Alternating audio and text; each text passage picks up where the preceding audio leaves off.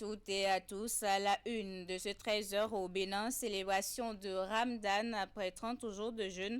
La communauté musulmane célèbre l'Aïd el-Fitr, un moment de communion avec le miséricordieux qui a été l'occasion pour les responsables religieux d'inviter les fidèles à l'exemplarité et à prier pour la paix au Bénin. Les détails à suivre. Également à suivre la grande prière des fidèles musulmans de la mosquée d'éducation islamique d'Akpakpa à Cotonou.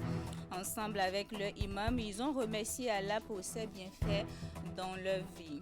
Et puis, ouverture de la première session ordinaire du Conseil des ordres nationaux du Bénin au titre de l'année 2025. Les travaux permettront de fixer les candidats aussi bien civils que militaires à la décoration. C'est la vice-présidente de la République du Bénin, Mariam Chabitala Tayeri Mazime, qui a lancé les travaux de cette session qui va durer 3 mois. Vous suivrez le point dans un instant.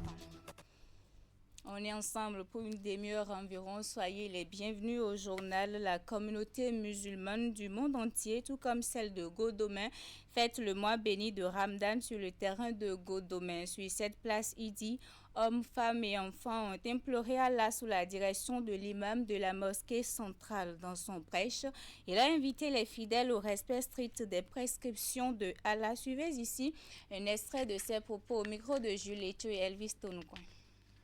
Chers frères en islam, chers frères musulmans, il y a de cela un mois, nous apprêtons à accueillir notre grand hôte, le mois de Ramadan, le mois béni.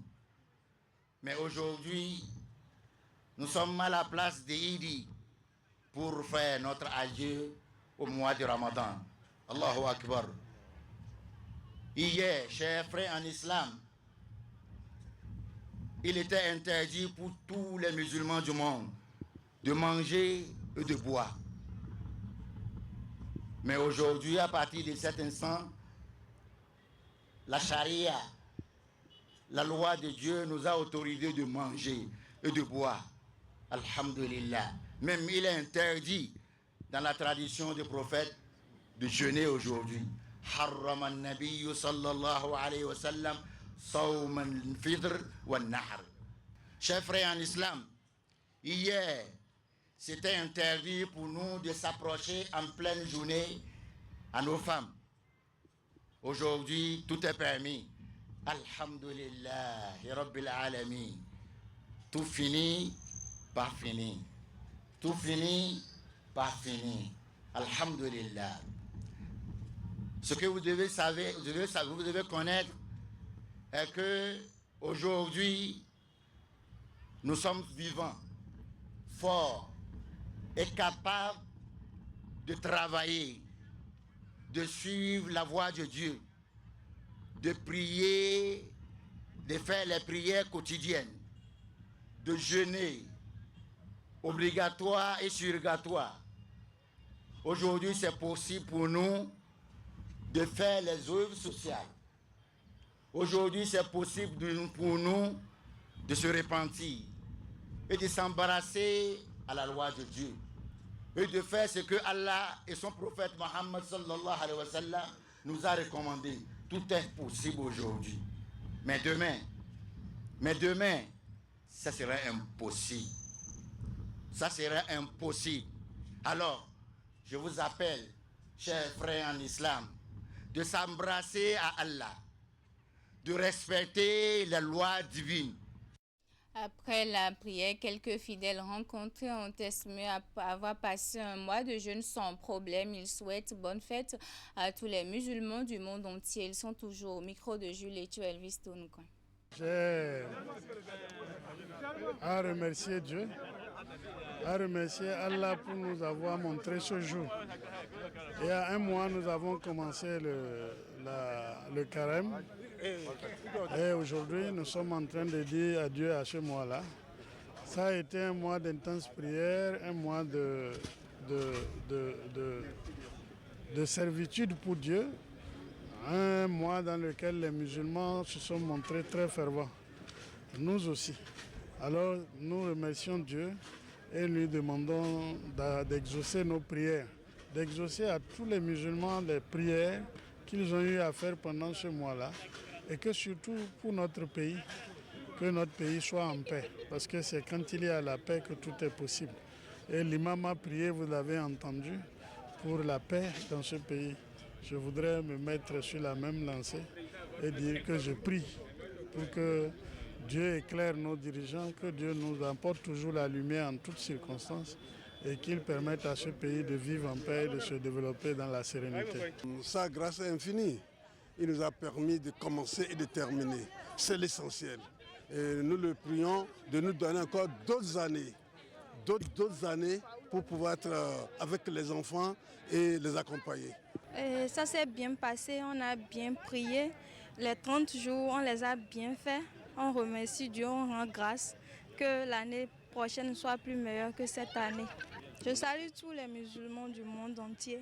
Bonne fête à vous et j'espère que tout le monde fête en famille. Ceux qui n'ont pas la chance de fêter en famille aussi, je vous souhaite bonne fête. Les fidèles de la mosquée d'éducation islamique d'Akwakpa à Cotonou sont également en fête ensemble avec leur imam. Ils ont remercié Allah pour ses bienfaits et surtout imploré sa clémence pour que la paix et le pardon règnent entre eux à jamais. Teddy Goudalo. C'est un grand jour pour les fidèles musulmans qui prennent d'assaut cette place Idi pour l'ultime prière qui marque la rupture de plusieurs jours de jeûne et surtout de partage. L'arrivée sur place de l'imam Ilyas Abdourahman Adamou donne le top d'un moment de prière et de reconnaissance à Allah pour ses bienfaits.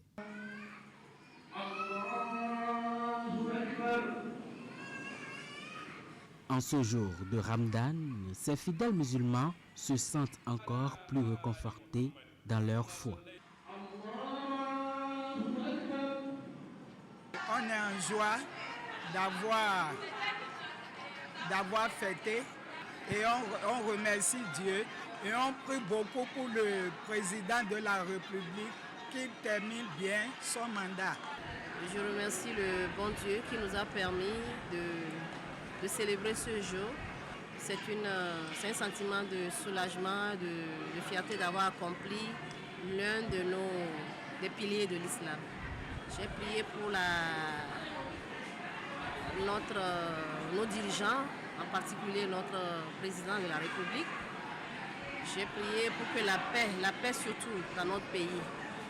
Le sermon de l'imam met ici un point d'honneur sur le pardon et la paix, deux aptitudes que doit promouvoir le musulman dans son entourage. Il insiste par la suite sur ce que doit être le comportement du fidèle musulman après le jeûne. On a jeûné 29 jours cette année et nous remercions Allah subhanahu wa ta'ala d'avoir nous permettre d'avoir le courage et la force pour accomplir vraiment des voies qu'il nous a demandé de faire. Et on a prié avec les fidèles et vraiment on est toujours ensemble, la communauté musulmane et la population de notre cher pays, que la paix règne dans notre Bénin et que la paix aussi et bénédiction d'Allah subhanahu wa ta'ala soit sur nous. Voilà donc les sages conseils de l'imam de la mosquée d'éducation islamique d'Akwakpa à Cotonou. L'étape de prière étant franchie, la fête se poursuit dans les maisons, dans l'allégresse et dans la joie pour fidèles et non fidèles musulmans. Autre volet de l'actualité à présent, la première session ordinaire du Conseil des ordres nationaux du Bénin au titre de l'année 2025 s'est ouverte le vendredi dernier. Pendant 3 mois, les membres du Conseil auront à examiner rigoureusement les dossiers inscrits au tableau de concours triennal 2023-2025. Les travaux permettront de ficher plusieurs candidats, aussi bien civils que militaires, à la décoration. La cérémonie d'ouverture de la session a été présidée par Mariam Chabi Talata Zimeyirima, vice-présidente de la République du Bénin. Reportage. Plusieurs dossiers restent encore inscrits au tableau de concours triennal 2023-2025 du Conseil des ordres nationaux du Bénin. Des dossiers qui seront examinés du fond en comble au cours des travaux de cette session ordinaire au titre de l'année 2025 qui s'ouvre ce vendredi à Cotonou. Cette session se tient conformément à la loi numéro 2024-28 portant création des ordres nationaux en République du Bénin. La présente session consacré au tableau de concours finissant a pour objectif l'examen et l'appurement du dernier tiers des dossiers inscrits au tableau de concours civil et militaire établi par le décret numéro 2023-015 du 24 janvier 2023, numéro 2023-016 du 25 janvier 2023 et numéro 2023-213 du 26 avril 2023. Au cours des 3 prochains mois, nous allons donc nous consacrer à l'étude de 1519 dossiers, dont 1119 dossiers civils et 407 dossiers militaires. Les sessions du Conseil des ordres nationaux du Bénin, selon la vice-présidente, représentent de précieuses occasions d'identification, de reconnaissance et de révélation d'excellence, du mérite et du dévouement des citoyens envers leur pays. Les candidats à la décoration doivent répondre aux critères comme l'exemplarité du parcours de formation et du parcours professionnel, service rendu à la nation à divers niveaux de responsabilité, la contribution au progrès et au rayonnement du pays.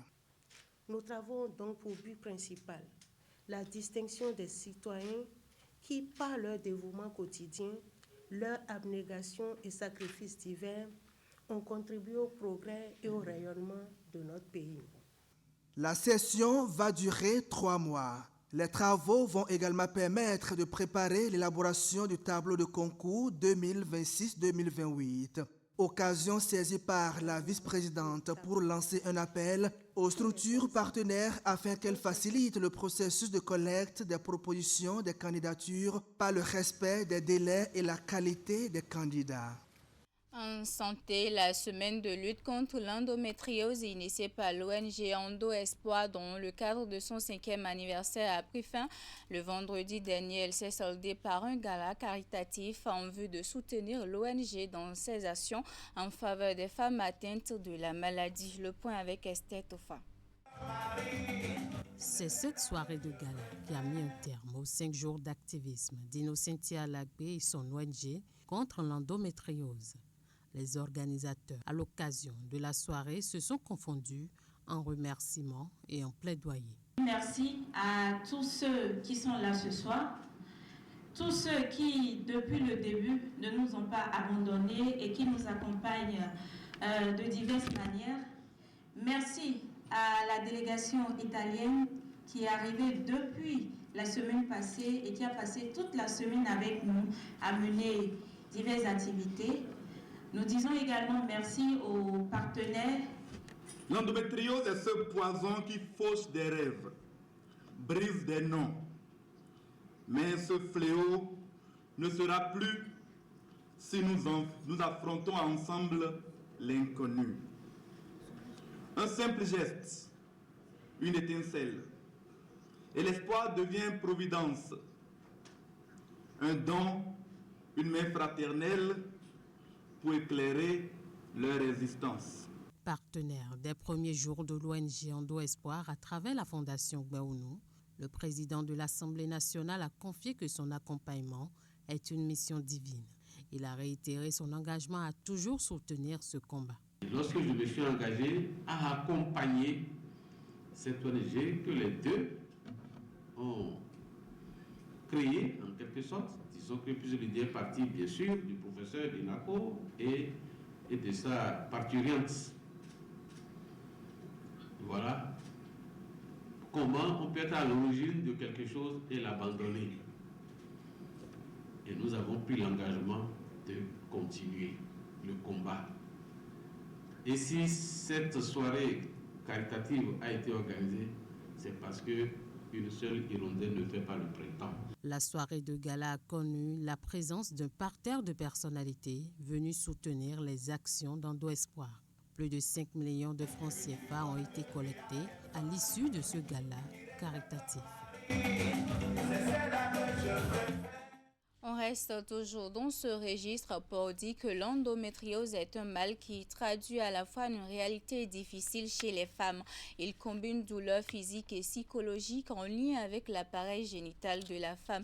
Une synthèse de cette affection a été projetée jeudi dernier à Cotonou à la faveur de ce 5e anniversaire de l'ONG Endo Espoir. En clair, c'est le résumé du chagrin de 3 femmes combinées dans un film documentaire de 52 minutes que nous résume ici Esther Tofa.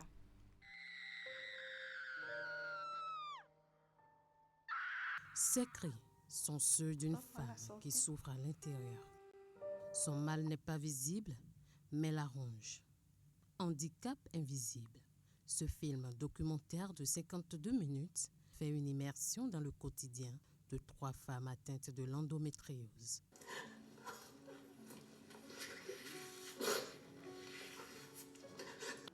Si je prends le cas d'un cycle de 28 jours, j'ai à peine 5 jours de repos sans subir les symptômes de cette maladie. C'est pas parce que je suis malade que je ne vivrai pas. C'est pour ça que quand j'ai un tout petit peu de répit, lorsque je mets un tout petit peu, je profite à fond comme je peux. Cette diffusion a vocation donc à encourager beaucoup plus les personnes à s'engager comme nous dans la lutte contre l'endométriose, mais aussi les pouvoirs publics. Nous savons que l'État n'a pas forcément encore tous les moyens nécessaires pour le faire, mais à s'engager progressivement dans la constitution de l'endométriose comme un problème de santé publique et donc à affecter les ressources nécessaires pour la prise en charge des victimes. Entre douleurs physiques, psychologiques et difficultés conjugales, ces femmes victimes de cette pathologie ont retrouvé confiance en elles et se battent chaque jour grâce aux actions de l'ONG Endo Espoir. Les invités à cette soirée cinéma n'ont pas caché leur émoi. Je suis très émue parce que cette maladie, ce n'est pas vraiment une maladie facile. De ce que j'ai vu, elles ont vraiment du courage d'affronter cette maladie. Franchement, ce n'est pas facile. J'ai été vraiment attristée de voir que ces femmes-là souffrent d'une maladie vraiment... C'est triste, quoi.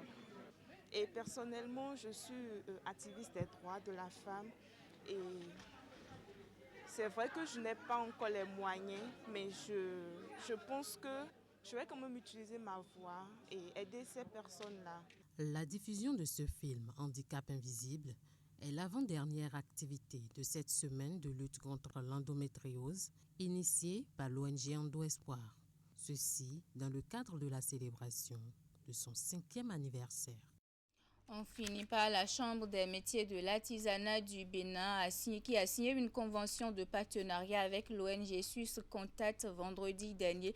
L'acte constitue une étape décisive pour le renforcement du secteur de l'artisanat au Bénin, notamment en matière de formation professionnelle, continue et apprentissage.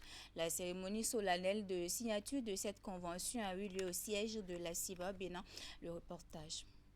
Cet acte est symbolique et plein d'engagement entre ces deux institutions qui nourrissent la même vision, celle du développement du secteur de l'artisanat au Bénin. La signature de cette convention de promotion entre la Chambre des métiers de l'artisanat et l'Université africaine de développement coopératif UADC constitue un départ prometteur. L'UADC, fidèle à sa mission de formation et de promotion des valeurs coopératives et mutualistes, s'est toujours engagé à accompagner les acteurs socio-économiques dans la structuration et la modernisation des activités de leur secteur. L'artisanat, en tant que moteur de l'économie locale et levier de l'insertion professionnelle, mérite toute l'attention des institutions académiques. Par cette convention, l'UADC s'engage à offrir 3 années durant des programmes de formation adaptés à renforcer les capacités des artisans et à surtout soutenir les groupements d'action mutualistes. Cette nouvelle collaboration entre les deux parties va favoriser la professionnalisation, l'innovation et la pérennisation des activités artisanales. Ce partenariat démarre de façon grandiose avec le projet FEF+, soutenu par l'ambassade de France au Bénin dont l'objectif premier est de former 240 maîtres artisans et 120 artisans titulaires du certificat de qualification au métier CQM dans 8 métiers clés. Grâce à cette initiative, la Chambre de métiers de l'artisanat du Bénin et l'UADC ont su établir une coopération fructueuse qui, nous l'espérons, s'élargira à d'autres projets novateurs, consolidant ainsi le secteur de l'artisanat. L'artisanat représente pour le Bénin une force économique et culturelle fondamentale. Et ce partenariat entre l'UADC et la CMA Bénin vient à point pour faire du secteur un réel pilier de développement. C'est la fin de cette édition. Merci pour votre aimable attention. Bonne fête à toute la communauté musulmane du Bénin.